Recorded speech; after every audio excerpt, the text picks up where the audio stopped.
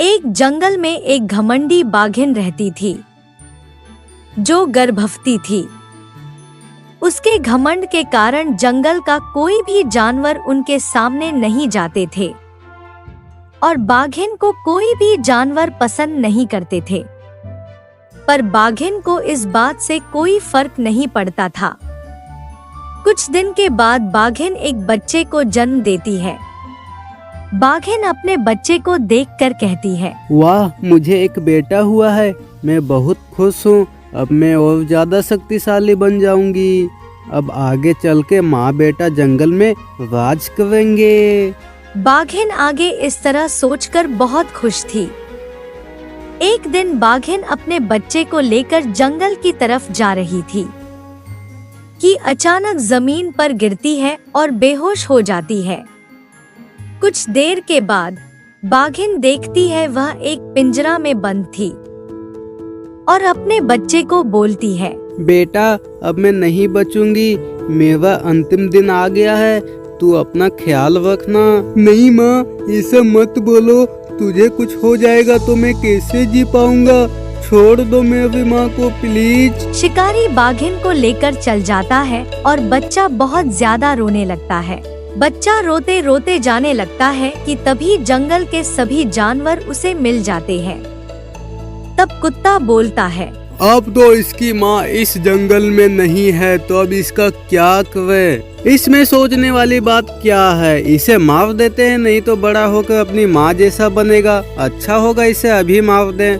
लोमड़ी इस बच्चे को मारने वाली ही थी कि तभी वहाँ एक फीमेल हाथी आती है और लोमड़ी को मारने से रोकती है। हाथी बच्चे को चुप कराने की कोशिश करती है। तब लोमड़ी बोलती है, छोड़ दो इस बच्चे को, हमें इसे मारना है। लोमड़ी, तुझे रोते हुए बच्चे पे दया नहीं आया? एक मासूम बच्चे को मारना एक पाप है। कैसा पाप? तू भूल गई इसकी माँ हम लोग के साथ कैसी करती थी। इस बच्चे को हम लोग के हवाले कर दो। सारे जानवर हाथी से बच्चे को छीनने की कोशिश करता है।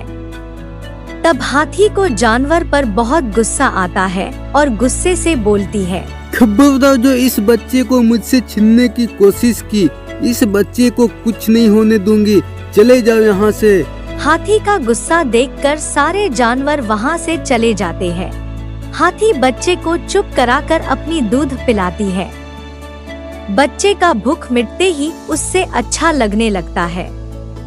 हाथी बच्चा का नाम सिम्बा देती है और अपने बच्चे जैसा उसे मानने लगती है।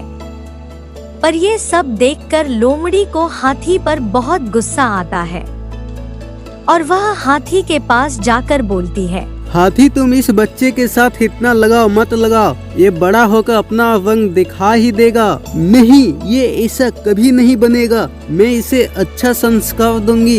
ये सभी के दिलों पर राज करेगा। तुम मुझे बहकाने का कोशिश मत करो। चले जाओ यहाँ से।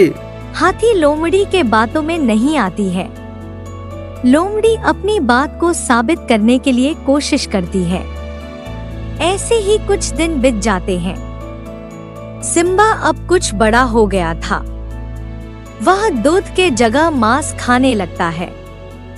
तभी लोमड़ी सिम्बा को फंसाने के लिए प्लान बनाती है और मन ही मन में सोचती है, अब अपनी बात को साबित करने के लिए सिम्बा को फंसाना ही पड़ेगा। लोमड़ी अपने प्लान के हिसाब से रोज एक बच्चे को चुराकर एक गुफा में बंद करके रखती थी। अचानक बच्चा गायब होने से सभी जानवर परेशान हो जाते हैं। तब लोमड़ी बोलती है, देखा दोस्तों, जो चीज का डर था वही हुआ। जब से सिम्बा मांस खाने लगा है तब से दिन पे दिन बच्चे गायब होने लगे हैं। जानवर लोमड़ी के बातों में आकर हाथी के पास जाते हैं, लेकिन हाथी वहाँ पर नहीं थी। सिम्बा घर में अकेला था। अब क्या लोमड़ी मौका का फायदा उठाकर जानवर को बहकाने लगती है। सभी जानवर सिम्बा को मारने लगता है। पर तभी वहाँ हाथी सारे चोरी हुए बच्चे को लेकर आ जाती है और लोमड़ी का सारा भंडा फोड़ देती है। तब हाथी बोलती है, देखा लोमड़ी, तेरा झूठ सबके सामने आ ही गया। मेरे बच्चे को तुम फंसाना चाहती थी ना। ये तो अच्छा हुआ जो गलती से गुफा की तरफ चली गई। गुफा से आवाज आने के कारण गुफा में गई तो ये सब बच्चे दिखे। तुम अपनी बातों को साबित करने के लिए मासूम बच्चे को भी नहीं छोड़ा। तुम्हें शर्म आनी चाहिए। सारे जानवर लोमड़ी को मार मारकर जंगल से बाहर भगा देते हैं। इसलिए दोस्तों, कभी भी गलत नहीं करना चाहिए, नहीं तो बाद में इसका अंजाम बहुत बुरा होता है।